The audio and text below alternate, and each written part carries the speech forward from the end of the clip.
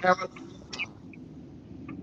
morning, everybody. Daniel Allison, the average dude, Freddie and Bobcat. Good morning. Good morning, Danny. It was great to see you at the workout. You got What out is, of bed today, big boy. you know what's up? Now you see you're driving down in Spartanburg once again, aren't you? Yes, sir. Spartanburg, South Carolina. Ready, break. Reporting for duty, sir. Fred on the road. Oh man, look at this bus. We've got great people on the bus this morning. Larry. Good morning, Larry Welinowski. Great to see you. Happy Thursday, disruptors. Fred, are you a disruptor? Ooh. Now, if someone asked you, is Fred a disruptor, what would your answer be? Absolutely, positively. Now, I am not a disruptor. I am a kind of a go with the flow, keep everything nice and steady, make sure everybody's warm and fuzzy, handle everything with big fuzzy mittens. Freddie is a little more disruptive. Fair Yeah. to say. I mean, is it disruptive?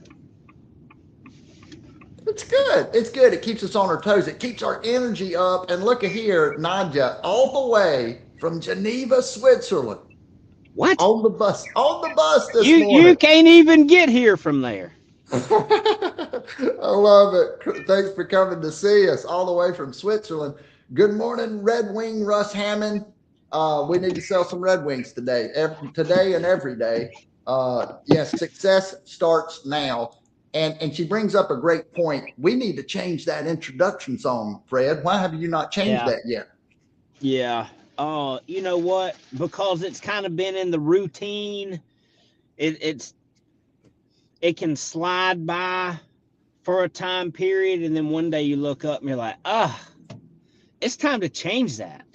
It's time to change that. It is. It's time to change. Do we change the music? Do we change the video? Do you want something brand new? What is your vision? Do you have any vision to get the day started with the music and the intro? And I'm going to try to We build it. we still need some thumping music, right? You got to have some music You that do. that makes your body want to go dit dit dit ooh ah ooh Yeah. Something to ah get us ah. moving. Hey, Larry Yeah. loves to move. Larry loves to move. Good morning, Larry. Great to have Larry on the bus. Jacob is on the bus. He's a big Fred fan. Daniel, DJ, uh, let me see. I just pulled over to a spot and let me see if it brings back any memories. Let me see if you can see this right here. hey, Could I you know those. could you see what that says? Rent a center. Rent a center. Now, I why would I bring up rent a center? been there, done that. Tell me Been about it. there.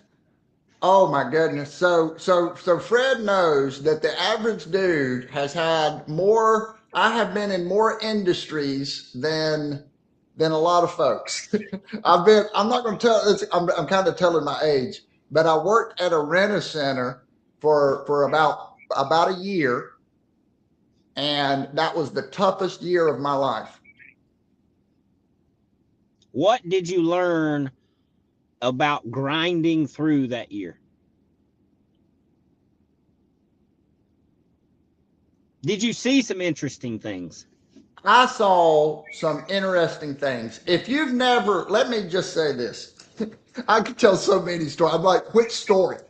Uh, the one of the hardest ones I will never forget it. It was so dad blamed hot outside, right? It was so hot. It was in the middle of the summer, and I don't know if you've moved furniture. I'm talking about Oh, couches, when folks rent furniture, and I didn't know this, they typically they're moving into an apartment and they rent everything in there. And so you are moving them in, and some of these apartment complexes, you're going up several sets of stairs, and so this job involved moving furniture and when people and collecting payments. So you ooh, you You bring them their furniture, and then when they don't pay later that week,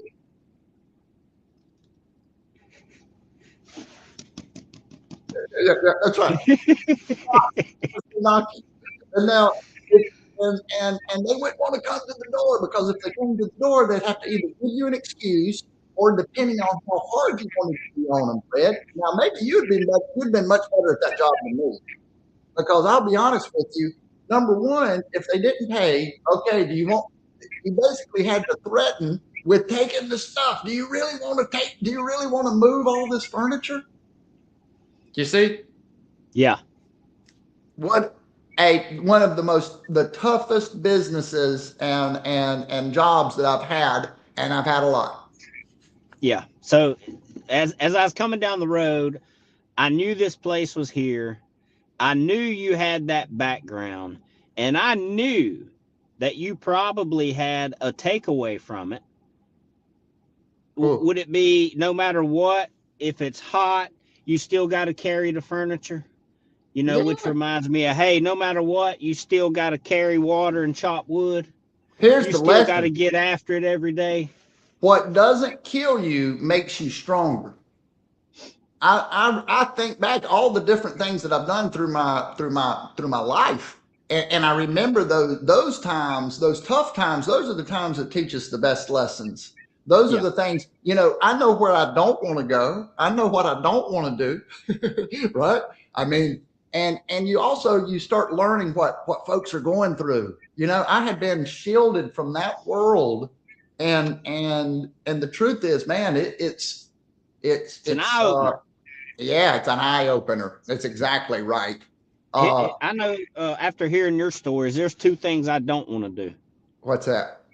I don't want to move furniture somewhere where the people are renting it, nor do I want to be the one renting furniture. No. You want another one? Hey, when it gets tense, now I didn't work for a Rent-A-Center is more of a big corporation. This was an individual owner. He owned three places here in town. Okay. Good businessman, but he was in the toughest business that you could possibly imagine. And so when it was his money on the line, it wasn't a big corporation. He took it real serious, and I don't blame him, right? And it got so tense. I mean, you might have law enforcement involved, right? I mean, Yeah. and you're going over to folks and you're taking all the vans over there and you're knocking on the door and yeah. So and what made me think of that was I know that was a hard job. So no matter what is happening at your workplace right now or in your business, it's iron sharpening iron. Something will be on the other side, so stick with it. That's right. That's right. You're going to learn something from it. What doesn't kill you makes you stronger. You might be in a job that you're going to learn something. You're going to learn something. And sometimes the toughest days are the best days. Hey, I've had some great conversations already this morning. BJ, great to see you. Trent McJunkin, great to see you. I talked with Trent and I wanted to talk a little bit about what we talked about. Good morning. Great expectations. First sip friends. Vicky Watts. Disruptors. Hey, look at here. Will Stewart on the bus. My answer would be disruptor. Disruptor? I hardly know her. I like that. Vicky Watts, my niece is going to school in Switzerland right now. Oh, that's cool. Paul Pappy. I want to tell you a story about Paul Pappy if we have time. Rolling down the street, smoking Indo, sipping on first sip. He's already smoking. Smoking Indo, sipping on first sip. Oh, that's great. Oh, okay. I'm looking. There's Gary. There's Mike. I want to make sure that we say hello to everybody on the bus. But Fred, thanks for taking me back in time. And I do that sometimes. And I probably need to really think about it and write down all of the lessons that I learned there. Because there were quite a few. And sometimes going back in time and thinking about jobs that we've had in the past. And that's what we were talking about earlier this week. So I want to talk about this guy right here, Paul Papp. He's on the bus. He's got some great lines. He keeps us laughing. And I was talking to Mr. Trent McJunkin this morning. And of course, Trent is at a big manufacturing plant, and from time to time, things will go sideways, and he needs to call somebody that he can count on. And he told me yesterday he was in a predicament. He said, "Man, I knew I needed something. I wasn't sure who could do it for me." Who do you think he called, Fred? The average dude. But get into it. I like a disruptor. He called Paul Pappy because he knew that Paul could get it taken care of, and he also likes Paul. And so I think that's important, right? If you know somebody can get something done for you and you like doing business with them, is that the person that you call? Yeah. A lot of times somebody's out there right now needs a piece of equipment. They could buy equipment from a lot of different people, but buying it from Fred gets them to spend a little time with Fred, and they know that you're going to take care of it, right? Absolutely. And as a matter of fact, V-Dub was doing her thing yesterday, getting some people set up on some benefits. They just happened to have equipment and they were needing some parts, engine info. Guess who got involved? Oh, right. We're making connections. We're doing deals. We're passing information. We're keeping our energy up. We get to know each other, and it's amazing through proximity. Even on a little virtual 15 minutes a day to start the day, we start developing relationships. We start wanting folks to win. We all, everybody that's on this bus, we see them every day. We want everybody to have good days. We want people to do good things, and we support each other. uh, the quote of the day is all about expectations. And there's a movie, Gladiator, that we've talked about before, and Paul Pappy has said Gladiator before. But the quote, while Fred gets back on here, uh, when you wake up in the morning, tell yourself, the people I deal with today will be meddling, ungrateful, arrogant, dishonest, jealous. Let's get Fred back up. Hey, I ain't mad at you, Fred. You're a disruptor, dude. No They will be. your superhuman ability. Just They're like this because they can't tell good from evil. But I have seen the beauty of good, and I have seen the ugliness of evil, and I've recognized that the wrongdoer has a nature related to my own, and so none of them can hurt me. I was reading the quote from Marcus Aurelius, Fred, and he basically says, tell yourself in the morning, when I'm going to deal with all sorts of people today. I'm going to deal with people that get on my nerves. I'm going to deal with people that I think, what are you doing? This is life, and you're messing up life by being this way. Why would you live your life like this? And instead of being frustrated by them and getting angry at them, what Marcus Aurelius was doing, he often viewed he viewed moral failings as a sickness of the mind, and that perspective suggests you shouldn't get angry at a rude person, or you'd be angry at yourself. And so he used empathy because he was a ruler. He could have taken care of that annoying person, but he didn't want to become a tyrant. And so I think that from his position, he should just gotten away with the people that annoyed him, but he wanted to be a good man. And that's what makes his journal interesting to read, because he was dealing with annoying people as well, just like we are. Well, that's just part of going through a normal day. Going through a normal day. Emotions, frustrations, everybody has it. So, sometimes you're just going to be the person that catches other people's junk. So you can either catch it and hold on to it, or you can catch it and toss it somewhere else. Now here's an interesting question.